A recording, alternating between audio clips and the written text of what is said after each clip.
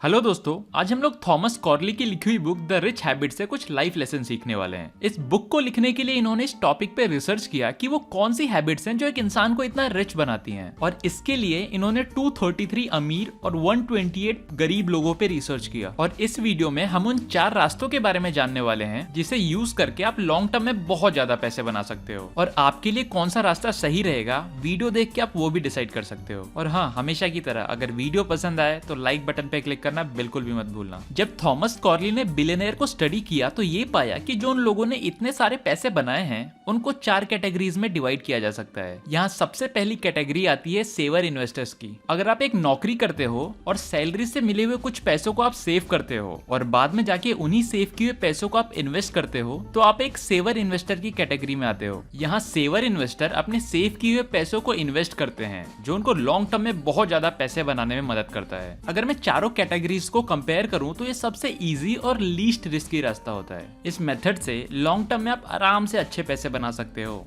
बस आपको यहाँ डिसिप्लिन की जरूरत है और बस 3 चीजों पे ध्यान देना है। नंबर 1, कभी भी ज्यादा लोन मत लो। नंबर 2, आप सेविंग की एक हैबिट बनाओ और अपने मिले हुए पैसों में से पैसा सेव करो। अपनी मिली हुई सैलरी में से कम 20% सेव करने की आदत बनाओ। नंबर 3, उन सेव किए हुए पैसों को इन्वेस्ट करो, क्योंकि अगर महंगाई बढ़ेगी तो उन पैसों की वैल्यू भी घटती जाएगी। क्योंकि अगर आप उन पैसों को इन्वेस्ट करते हो तो पावर ऑफ कंपाउंडिंग की वजह से वो आपको लॉन्ग टर्म में कई गुना और ज्यादा पैसे बनाकर दे सकते हैं। नेक्स्ट फील्ड है सीनियर एग्जीक्यूटिव। जितनी भी बड़ी कंपनीज होती हैं उनके जो सीनियर मैनेजमेंट होते हैं, जैसे सीईओ, सीटीओ और वाइस प्रेसिडेंट, वो इस कैटेगरी में आते हैं। इनको हाई पेड सैलरी के साथ साथ स्टॉक ऑप्शंस भी मिलते हैं, यानी कि जब कंपनी ग्रो करेगी तो उसके स्टॉक की वैल्यू भी बढ़ेगी और इनको उससे काफी अच्छा फायदा मिल जाता है। और जब ये कोई नया बिजनेस अपनी कंपनी में लेके आते हैं उसका इनको कमीशन भी मिलता है। अब नेक्स्ट कैटेगरी आती है एक्सपर्ट्स की। यहाँ जब आपको एक ही फील्ड में बहुत ज्यादा एक्सपीरियंस हो जाता है तो आप उस फील्ड के एक्सपर्ट बन जाते हो, और आपका उस फील्ड में एक्सपर्ट बनना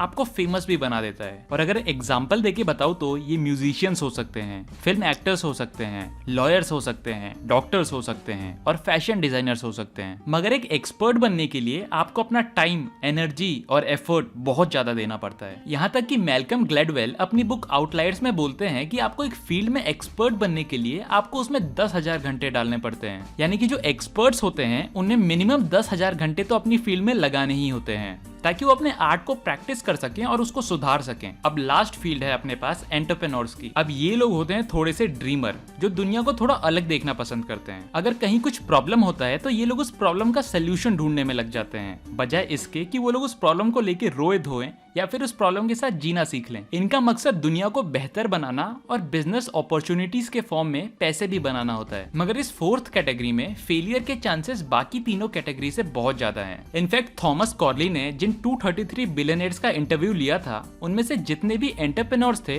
वो कम से कम एक बार तो अपने बिजनेस में फेल हो ही चुके थे, लेकिन हर किसी ने दोबारा अपना बिजनेस फिर से शुरू किया और अपने पहले की गलतियों को दोहराया नहीं, और इस वजह से उन लोगों ने पैसे भी अच्छे कमाए। और इस कैटेगरी की खास बात यही है कि आपको रिस्क तो मिलता ही है मगर इसके साथ आपको रिवॉर्ड बहुत ज्यादा मिलता है। इसीलिए अगर सबसे कम टाइम में सबसे ज्यादा रुपए किसी ने बनाए हैं तो वो ये एंटरप्रेन्योर्स ही हैं। तो दोस्तों, अगर मैं ब्रॉडली क्लासिफाई करूं तो यही 4 रास्ते होते हैं जिनमें आप बहुत ज्यादा पैसे बना सकते हो। लेकिन यहाँ कुछ कॉमन हैबिट्स भी होती हैं जो इन चारों कैटेगरीज में पाई जाती हैं। चलिए दोस्तों, अब इनके बारे में जानते हैं। सबसे पहली हैबिट तो यही है कि ये सारे लोग एक बहुत अच्छे रीडर्स होते हैं। इन सबको रीडिंग की हैबिट होती है और ये सारे लोग बुक बहुत ज्यादा पढ़ते हैं। इन सबके अंदर कुछ नया सीखने की चाहत होती है, और एक पुरानी कहावत भी तो है ना कि रीडर्स आर द लीडर्स। अब सेकंड हैबिट आ जाती है मल्टीपल सोर्सेज ऑफ इनकम। ये लोग कभी भी इनकम के एक ही सोर्स पे डिपेंडेंट नहीं होते हैं। अगर कोई नौकरी कर रहा है तो वो साथ ही साथ इनकम के लिए कोई और सोर्स भी रखता है। जैसे कि अगर कोई कंपनी में मैनेजर है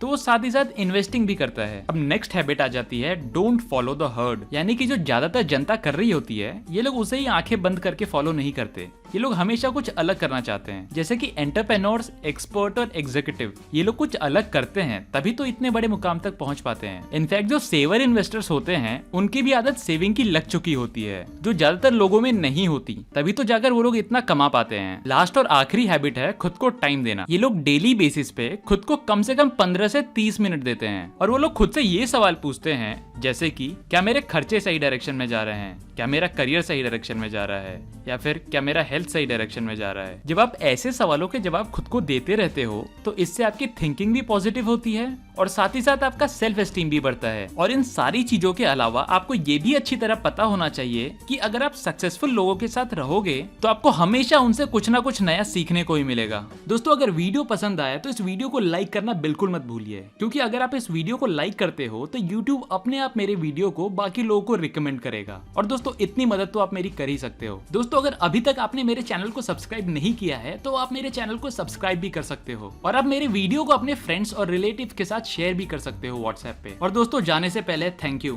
you so much. Thanks for watching.